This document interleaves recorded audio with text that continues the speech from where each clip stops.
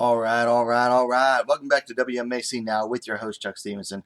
I'm coming at you tonight with a special discussion topic, and this is to encourage discussion amongst my viewers. It has recently come to my attention. And it's really been emphasized lately that Andrea KGB Lee is getting a major promotional push by the UFC.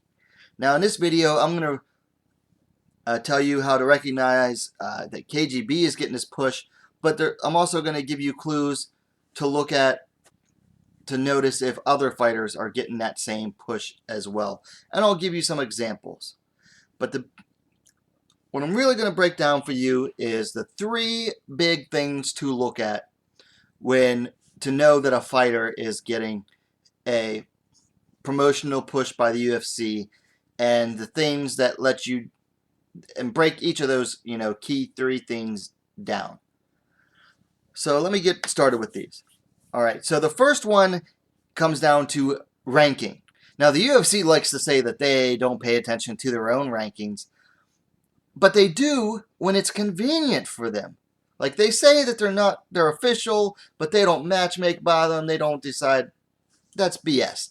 They do it when it suits them, and they ignore them when it doesn't.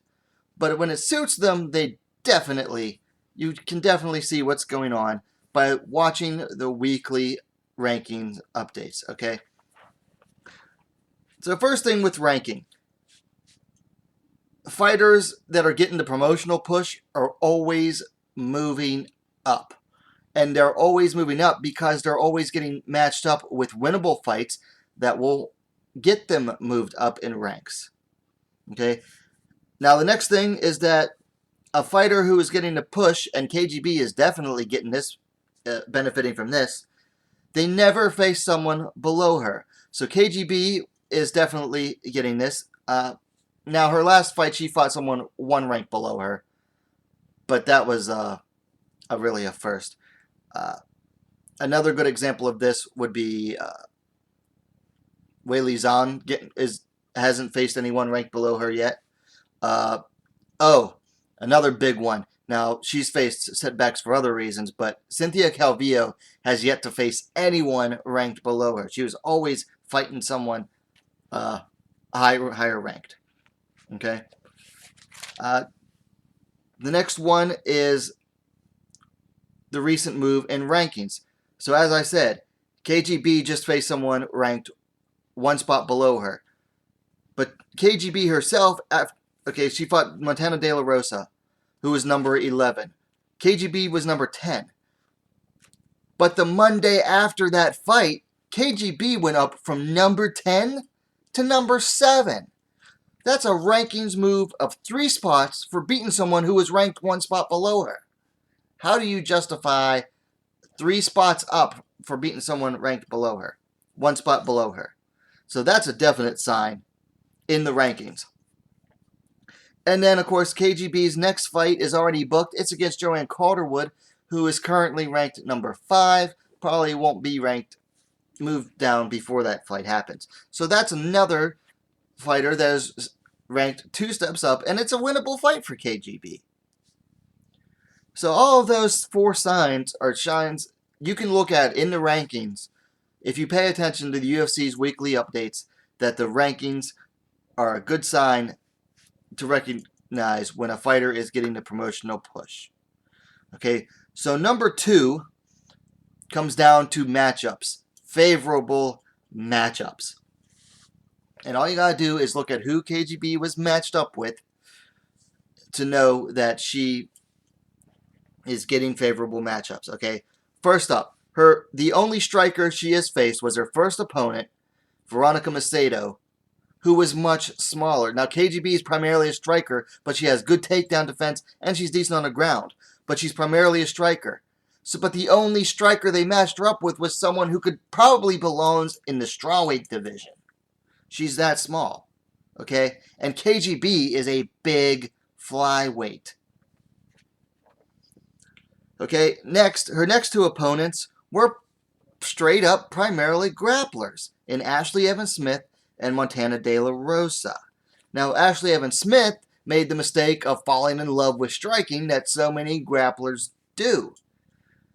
And she got outboxed. She got out kickboxed in a kickboxing fight against KGB and only resorted to takedowns when she was already too tired because she wore herself out trying to kickbox with her in the first round, and then she continued to get beat up throughout the fight. And then Montana De La Rosa is not a striker.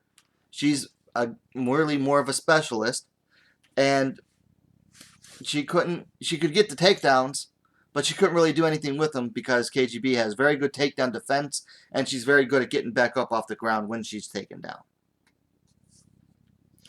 So there you go for favorable matchups. Now the next one is Joanne Calderwood, who is a striker who is equally slow as KGB. Neither of them are very fast with their strikes. But Joanne Calderwood was equally slow, and Joanne Calderwood, much like KGB, has a tendency to go full potato in fights and just give something up. In fact, I would say Calderwood does it more often than KGB does, because every loss of Calderwood is usually from her going full potato. So that explains, how she's getting the push due to favorable matchups. And you can look for this in other fighters as well. And then finally, it always comes down to the X factors. Okay? Now, different fighters that are get the promotional push have different X factors, things that the UFC sees as marketable. In KGB, they're stereotypical push for American audiences, okay? She's blonde. She's pretty. All you gotta do is look at PVZ and her push early on, and still gets pushed occasionally to know that being blonde and being pretty gets fighters pushed. It went for Ronda Rousey when she was on top. Holly Holm, if she weren't blonde and weren't pretty, she probably wouldn't get as many chances as she's gotten either. Although, being the one to knock out Ronda Rousey, certainly helps. But being blonde and pretty has definitely helped all of those fighters. And then finally, KGB has a favorable style. She's a striker. The UFC and a lot of UFC fans, especially the casual fans, prefer striking over grappling. So if you're a striker over a grappler, you tend to get favored a little more. So strikers over grappling. So that's her KGB Lee's 3 examples of an X factor. Now, like I said, different fighters have different ticks on the X factor scale. Cynthia Calvillo hit ticks off the Latino factor. Tatiana Suarez, also Mexican, Latina check mark. Weili Zhang is getting a push. She's Chinese. That's a huge audience that UFC is trying to reach right now. So everybody has different X factors. But those three, the 3 I listed, blonde, pretty, and favorable style, are huge. Huge for her. For her and other fighters. Alright guys, so that's my breakdown of why KGB is getting the promotional push. That's how, I recognize all these things, so I knew that she's getting the push right now. Whether or not she deserves it, that's, I'll leave that up to you. I have my own opinions on her. I think she's a good fighter. I don't think she's a great fighter. There's potential there, and she has been getting better, but I don't know. I'm just not a fan of her anyway. I never have been. I think because she was always getting favorable matchups and stuff. I think she was getting a push in Invicta. In LFA, she was just getting softball after softball thrown at her, which, really turned me off from being a fan of hers.